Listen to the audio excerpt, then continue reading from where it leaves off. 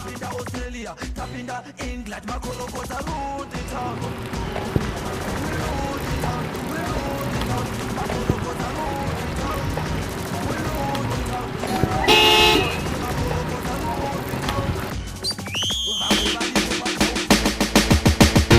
Eyo Junior King Dis, one in patrol, this one in patrol, this a back C.T.U. This one in patrol, this one in patrol, this a back baby, type yako ndati unobvepi ndakuda kukutora ini ndokuita baby ndakuda kuti uchindidaidza kuti dadie Ndobva ndakuratidza mufesi wangu edi Usaone ziso kuita red Ndatoita medi handamborova Z Pluz handaumwa redzi kana mwedzi wapera ndakutengera mapedzi I mean my ways uchadziedzi Squanda-Undercover ndakuda kutora nekuti yamailafa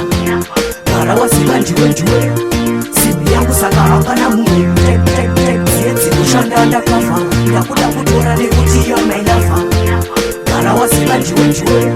simbi yangu saka hapana mumwe ngatiwirirane baby take my hand ngatimhanye tese tofamba semrodi handina mutemo wakaoma sehighway code todzi Junior King mufana King Shadi ukandiramba pangete mariro adireti ndiwe simbi yangu yandadotamira pageti kana ndasvika kumba kwendokuridzira koti ndochikudza I love you again and again Dr. Clarence Squanda-Undercover ndakuda kutora nekuti yamailafa gara waziva ndiwe simbi yangu saka hapana mumwe Squanda-Undercover ndakuda kutora nekuti yamailafa gara waziva ndiwe simbi yangu saka hapana mumwe rudori moto pipito tokuchidzira zvimwe ndikadozvitora ndenge ndakuvhaira mari yacho haipere inenge edzi ndiwe chete munhu wananda ndiite state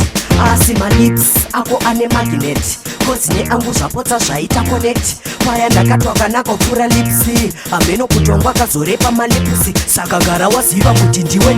ngatinone african muvana ibhudunetina butubutu nektasitipa pandule malunda savune mfana wangu dule sisutadziedzi Squanda-Undercover ndakuda kutora nekuti yamailafa gara waziva ndiwe simbi yangu saka hapana mumwe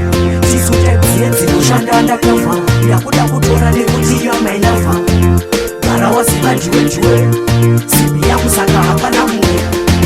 Ndeipi baby type yako ndati unobvepi ndakuda kukutora ini ndokuita baby ndakuda kuti uchindidaidza kuti dadie Ndobva ndakuratidza mufesi wangu edi Usaone ziso kuita red Ndatoita medi handamborova Z Pluz handaumwa redzi kana mwedzi wapera ndakutengera mapedzi I mean my ways uchadziedzi Squanda-Undercover ndakuda kutora nekuti yamailafa